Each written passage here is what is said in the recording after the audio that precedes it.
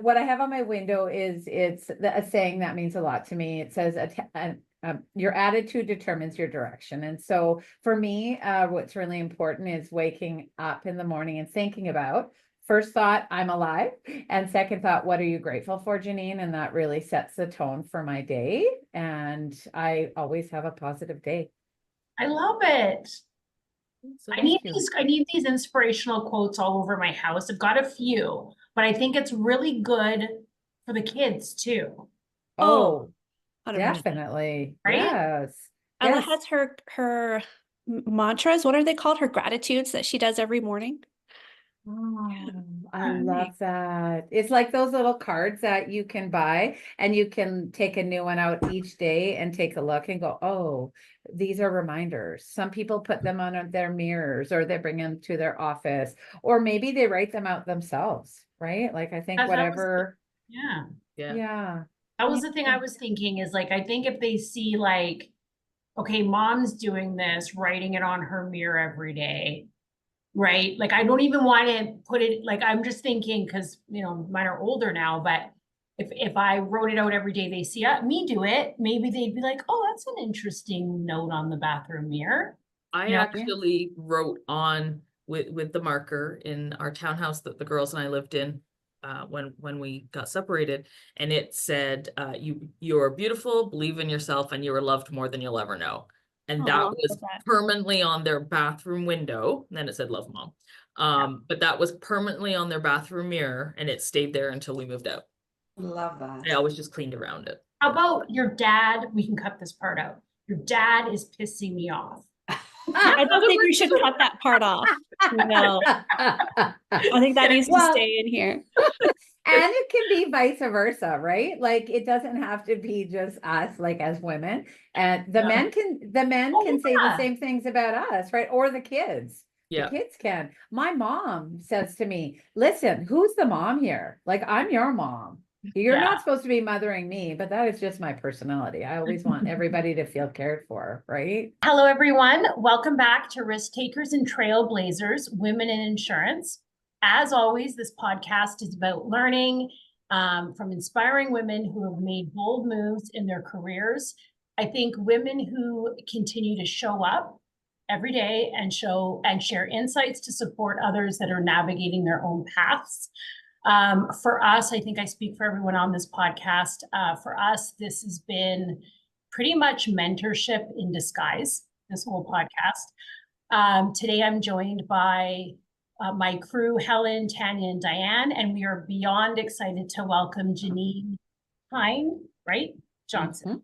You bet. Thank you for asking. Janine is a standout, I would say, friend and colleague in the insurance industry with beyond fantastic energy, actually. I only met you, I was thinking about this morning. I'm like, I only met you less than 2 months ago, and I feel like I've known you for years. You only met 2 months ago? I know. Yeah, in person. Crazy. We had never met before in the industry. We might have crossed paths, but we had never actually met. Same thing with Helen.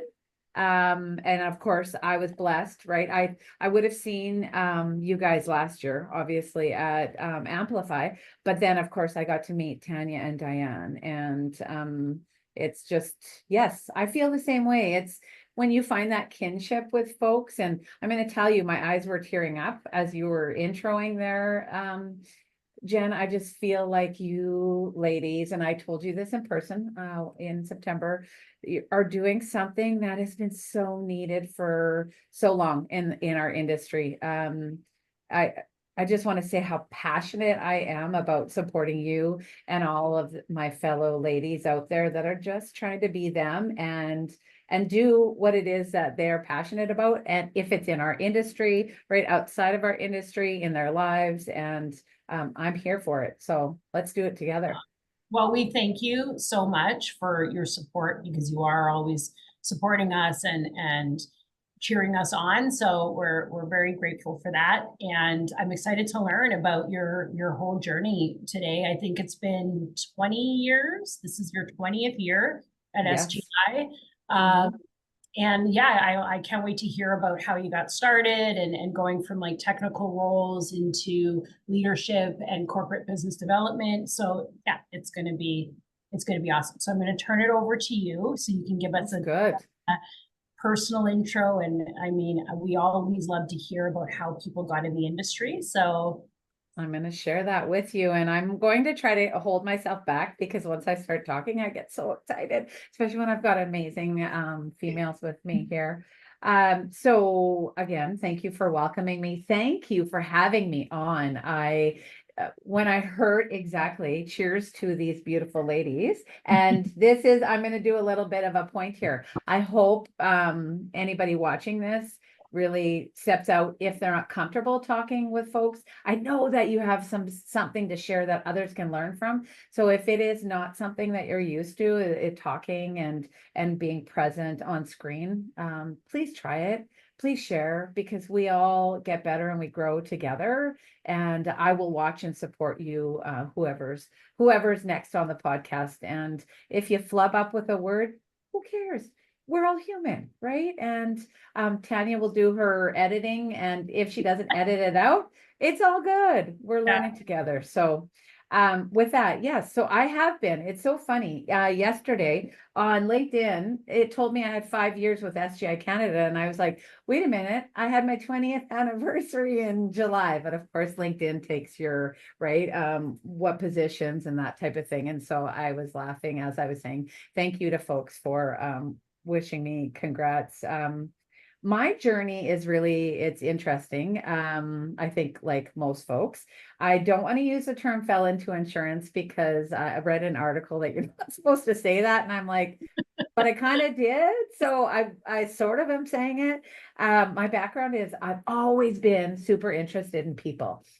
From a small person, I thought I was, 5, 6 years old. I was always interested in why people felt a certain way and trying to be the rescuer, right? Like the mother hen from a very young age. So it was no surprise that I wanted to go into psychology in university and try to study and actually find out more about myself, I think, than others, which makes sense for anybody you've talked to who takes that degree. So find myself out in the world and, okay, what am I going to do? And so a little bit of counseling and that kind of stuff. I ended up working in marketing. I lived in Newfoundland for a couple of years, just really trying to find where I wanted to be. And so I met my husband to be, and we were moving to a smaller community, and I was back in Saskatchewan. And I thought, what am I going to do in this city? And it's North Battleford, Saskatchewan. And SGI was hiring. So I name in for the very most entry-level position, just to kind of, we call it walk off the street position, because it is in scope, it's a seniority-based company, and because it's union until you get out of scope. And so I thought, well, I'm gonna put my name in. And I started as a junior clerk. And I fell in love. I walked through the doors and I was like, holy, this company is going to support me with further education. This company, asked me to use my voice and to let them know feedback. What can we do better?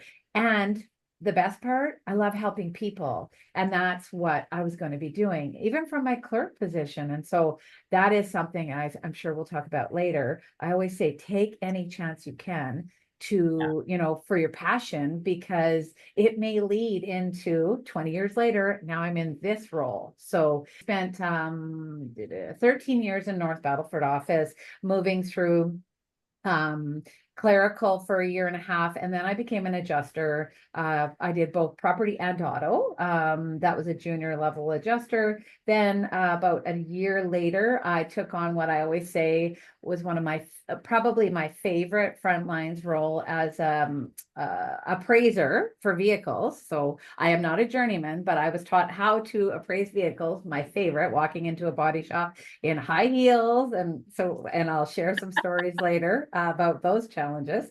And as well, I was a property adjuster. So I went out and I appraised damaged combines and gosh forbid, total loss help fires and that type of thing. And so I wanted to be in more of a leadership role outside of being in scope. I wanted to be that mentor, and you can do that at any level, but I wanted to have a team that I led that knew that they could have a people leader that listened, that believed in them, that had been one of them and had grown up through the ranks, and that would just, be my style of leader. Because I'm not like Helen, I'm not Diane, Tanya, Jen. We're all different people. And from a young person, like I said, I'd always wanted to help people. And so I left North Battleford. I took on my first out of scope leadership role as a manager of folks that I'd worked alongside with on storm claims throughout our province. And I was like, I need to try something different. I'd always kind of been in the bubble of SGI Canada.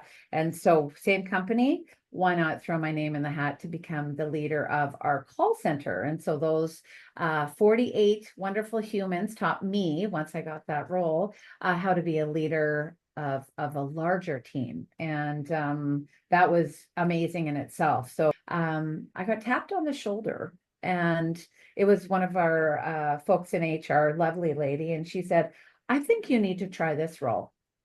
And it was for this job I'm doing now, Director of Corporate Business Development. And she said, I'm going to send you the job description.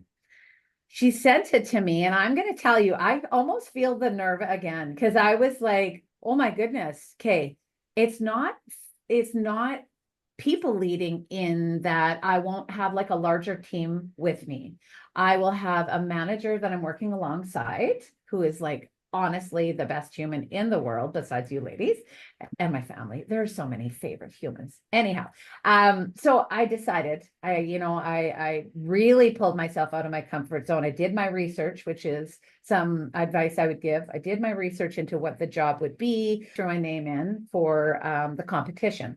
And lo and behold, I was successful. And I was like, oh my gosh, when I got the call, I was like, oh, okay, so I'm actually doing this.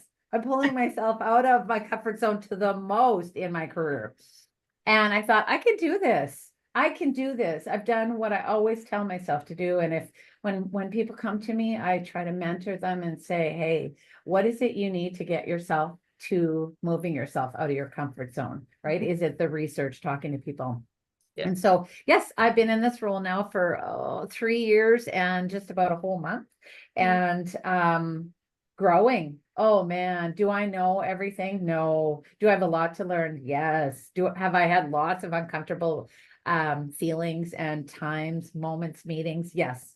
Guess what? I'm human, and I just speak to that. So, Janine, can yes, you just elaborate on something you said, and I wrote it down because it please. kind of hit me a little bit, was you used the words self-leader. Talk to us what that really means, because I think it's an interesting concept, and we probably, and I'm just speaking for myself, don't do it enough.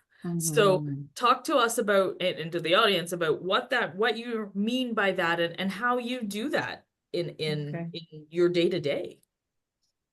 I am going to give props to our company because I didn't ever see that term before, self-leader. And our culture took a huge transformation at SGI 8 to 9 years ago, starting with our president and executive, and then working its way through once everybody was starting to buy in. And that is where I learned what a self-leader was. And so it is, each of us is humans. So we are walking as our own person each and every day, right? Like we are making our decisions. We are leading ourselves first. We cannot buy into any kind of a change or anything that throws in our face in life without sitting back and going, okay, what do I think about this? So you are a leader first. And so when I'm talking with people, I'm always, and I'm looking over here because it's got our critical skills and processes for our culture. It's really about you first. You have to get yourself to buy in to whatever it is that you believe in. And so it doesn't mean, like, if I use our culture here, it doesn't mean that, the 2,600 people at that time with SGI bought into our culture right away. I did, because I'm all about this. I'm all about people. And I was like, this is what our company needs. Because as I said to you, 20 years ago, when I walked through those doors, it was amazing. doesn't mean everything was awesome. It doesn't mean that there wasn't some hierarchy that shouldn't have been there. But the world in business 20 years ago was very different than it is today, than it Sure. was 10 years ago, right? Like, look Yeah. at the inroads that not only women, but people of different genders, right, are making. And you guys have said this to me. You said it to me when I texted you, and I'm going to tell the callers this, or the viewers this. I said, do you want us to match clothing? And Tanya, you said it, just be you. And I love it because I am me and I'm unabashedly me. And it's taken me, this month I turned 52. It has taken me, thank you. I think so too, Helen. Yes. It has taken me all of these years to get to be in a point where I'm actually happy with who I am, and with a company who actually says, you know what, just be you. Yes, Yep. we need you to be professional, and different meetings call for that different professional behavior. You can also be you and crack a joke. You can, be kind, be empathetic. That is who you are. That is who our president is. She is like so empathetic and so her, and that's our brand. You know what? We're not 5 3-piece suit people. We are your neighbor next door. Right? We are here to help. Yeah. Do you think that you got to that point? You said it took you till you're 52 to be truly embracing your authentic you. We talk about that often, right? I always say it, I will never be your stuffy boardroom CEO. That's just not me. I Right. will be who I am. I know when and where it needs a different flair or a different spin on it. But do you think in hindsight, if you rolled back, do you think you would have liked to have found that peace, your inner peace, to be your authentic self prior to where you are today? Do you think it would have mattered, or do you think we need to go through some of our journeys to get there? I am one, and I think, thank you for asking this, who doesn't ever want to go backwards. I don't want to change anything because Agree. it's brought me to where I am today. And you know what, for whoever might say, oh my gosh, I wish I would have known this 20 years ago, no judgment. It's for each of us. I have always been this positive person. I've always been the person, I think my mom says it best, I think I got the wrong baby at the hospital. And I love you to bits and pieces, she says, but I don't know why you are so happy and positive. And maybe it goes back to, looking for gratitude first thing when I wake up in the morning. And I think I've always done a form of that. Maybe it's not so intentional as the last 20 plus years, as, waking up and my eyes opening and going, I'm choosing gratitude today, because I think you guys know this. If we wake up and go, man, I'm going to have a bad day, or I have a headache, it's going to be a terrible day, what is going to happen? We're going to manifest that, right? And I'm very lucky and blessed that I can do that, because I know there are people that are not able to. They try to choose gratitude or try to choose happiness, and there's so much going on for them that they just can't find their way or their path. And my hope for them is that they are able to, because life is so much better and feels so much more fulfilled when you can find that sunshine, whatever it looks like for you. 100%. I have a question for you. You talk a lot about empathetic and being empathetic and being an empathetic leader. What is that? Like, how does that manifest in yourself? And what does that bring to the table in terms of your leadership? So I'm going to tell you a story here, and then I'll share to answer your question. So I've had many different leaders in my previous to my insurance career, and then in insurance. And I remember one leader that I really respected and looked up to, and this person said to me many years ago, so I was I don't know, 12, 13, 14 years ago, I know you want to be a people leader. I know you want to be in that role, of, I guess if I'm going to use technical terms, manager of a team. And if you want to be a manager, you cannot be so happy. You cannot be positive like you are. It's not professional. And I just remember thinking, and I've told this story before. I used to facilitate some of our leadership culture classes here at SGI. And I've said this before, and people are like, oh my gosh, how did that not break you? And I remember walking back to my desk and thinking, no, that's not me. Like, even then, I knew that I needed to remain who I was. And I thought something will change with our company. I'm so loyal and I love this company. And I knew that, it was a lot top down then, more very much hierarchical. And, you need to know information only when we tell it to you, which is some of what changed our, why we needed to do our culture shift and transformation. And I just remember thinking, I am not going to be that leader who I really respect and I love as human. I am going to take parts of what I respect of that person, and then I'm going to meld it into who I am as a human and a leader. And so I stuck to that. I journaled about it. I, wrote down how I was going to achieve, where I was going to go. And it wasn't so much like some people, I think, have their, their storyboards or mood boards, and they're like, I want to be vice president by the time I'm this age, or I want to be senior director by 30 with my kids and all that. And I learned early on that life doesn't happen that way. And, you think you're going to go a certain path, and it may not happen that way. And so you really have to you have to do that self check-in, and almost that, what I was talking about with the self leadership, don't let, if I didn't finish university by 25, and I don't have kids by 30, it's okay. You know what? It is okay. If I don't ever have kids, and you guys know that story about me, you just have to find your way around it. And so for me, I was like, okay, I had initially thought I'd be here by this age, and I'm not. And you know what? I'm okay. I'm doing good. And so for me, it started with empathy within, forgiving myself for those milestones that I didn't make it to.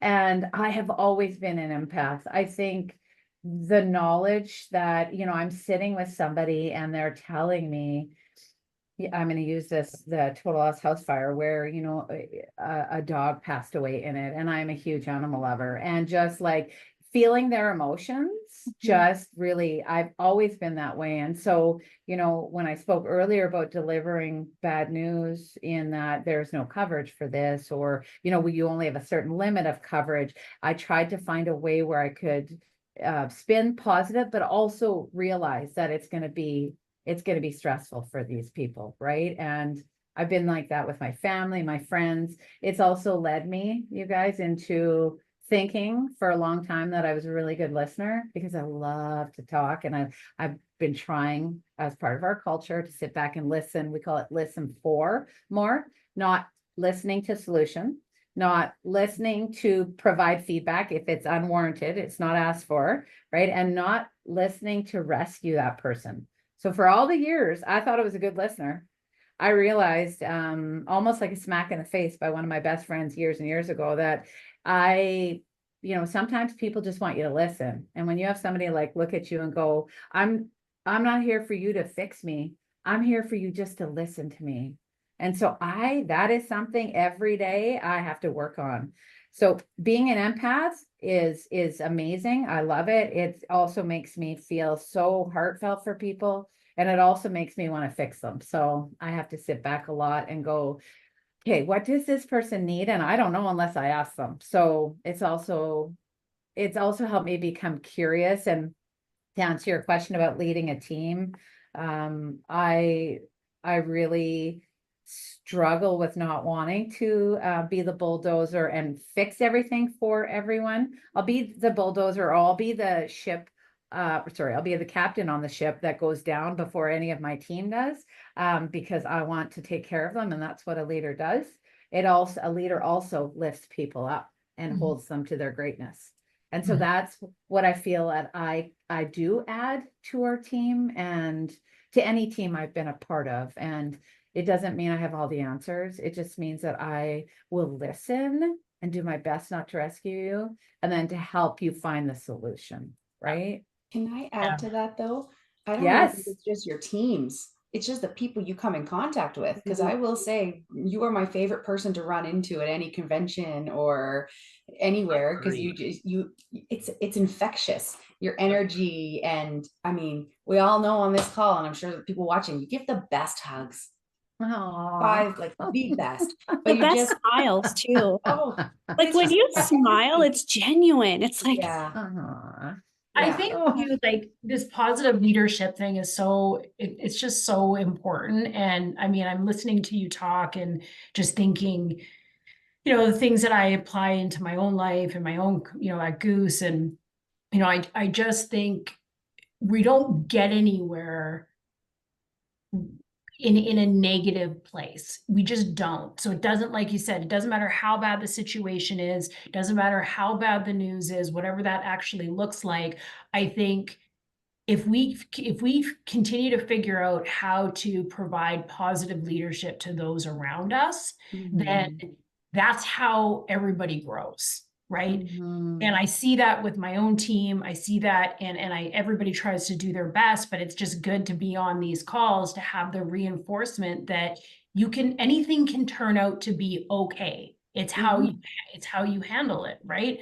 And yeah, I just think that that's the biggest thing I see in you is, I mean, SGI is super lucky to have you. I think the whole positivity thing is, you know, I don't even want to say there's a time and a place for anything other than positive leadership. There isn't, right? And I know in myself over the last, I'd say 10 years, I need to like write it out. Like when I keep that out in the forefront of my brain, everything goes better. So many strong female leaders in our industry. And I don't know about you guys, but years ago, it's kind of cute for me when you're talking about the self-leadership. And I remember saying, I wish I could be more like her, because she is so polished and she looks like this. And, you know, who hasn't struggled with wanting, I don't know, to look like somebody else, or right. And then just hearing somebody talk about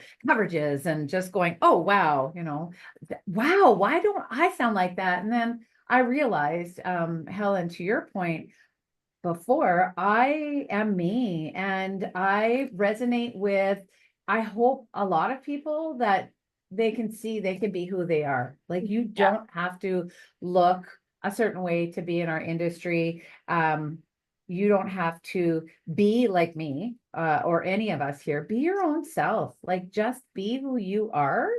I guess who coined it? Just be you, right? Yeah. One thing I'll say then, one thing I just want to touch on there quick is that maybe I do think that's the answer as well, is that maybe we need to be as leaders, spending more time helping, you know, the middle layer, the layer coming up. Absolutely. To focus in on you, focus in, you know, and help them celebrate those things. thank you so much, Janine, for coming on to our podcast today. It means the world to us. We've loved you from the first moment we've met you. You're charismatic, warm, thoughtful, encouraging, and you've been our champion since day one, and that means the world to us. And every time I get a text message from you, I literally jump out of my chair being like, oh, Janine texted me. I feel special. So thank you. You are special. You are special. Stop it. You're too much. My heart. So part one, we talked about authentic leadership and self-leadership, and we explored Janine's very diverse background in insurance. And please join us for part two, which will be airing 1 week later, where we really deep dive into some hard-hitting questions, such as, you know, giving examples of imposter syndrome and how Janine's overcome it, the importance of positive self-talk, and just how to overcome personal hurdles and not having it impact your work life too much.